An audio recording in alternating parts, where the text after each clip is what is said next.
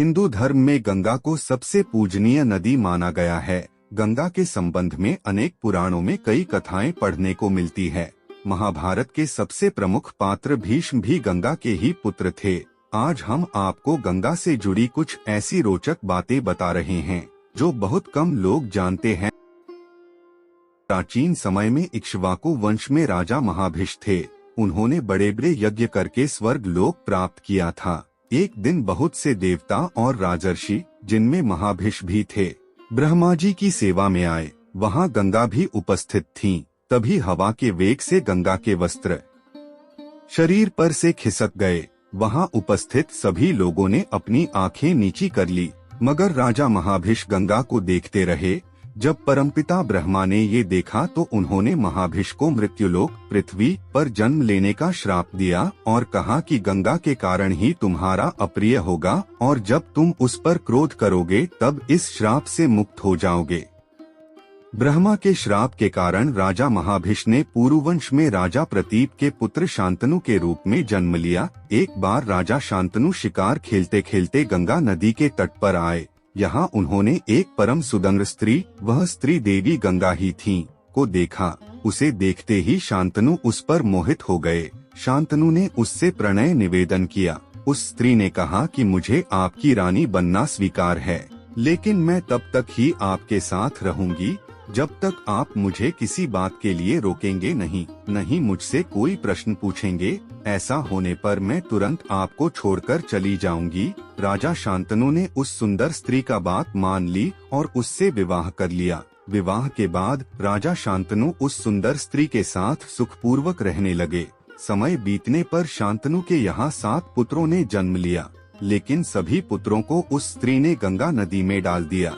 शांतनु यह देखकर भी कुछ नहीं कर पाए, क्योंकि उन्हें डर था कि यदि मैंने इससे इसका कारण पूछा तो यह मुझे छोड़कर चली जाएगी। 8वां पुत्र होने पर जब वह स्त्री उसे भी गंगा में डालने लगी तो शांतनु ने उसे रोका और पूछा कि वह यह क्यों कर रही है। उस स्त्री ने बताया कि मैं देवनदी गंगा हूँ तथा जिन पुत्रों को मैंने नदी में डाला था वे सभी वसु थे, जिन्हें वशिष्ठ ऋषि ने श्राप दिया था।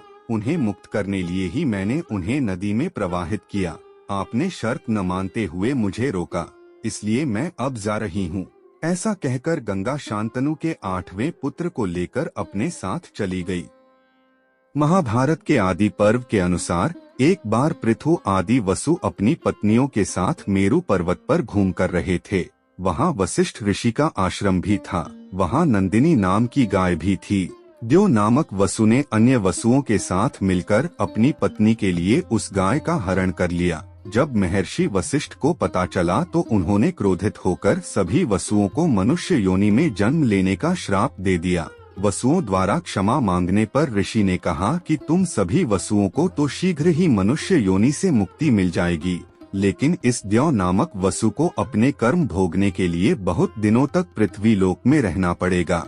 इस श्राप की बात जब वसुओं ने गंगा को बताई तो गंगा ने कहा कि मैं तुम सभी को अपने गर्भ में धारण करूंगी और तत्काल मनुष्य योनि से मुक्त कर दूंगी। गंगा ने ऐसा ही किया।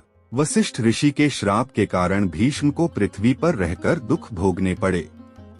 गंगा जब शांतनु के 8वें पुत्र को साथ लेकर चली गई तो वे बहुत उदास रहने लगे। इस तरह थोड़ा और समय बीता। शांतनु एक दिन गंगा नदी के तट पर घूम रहे थे।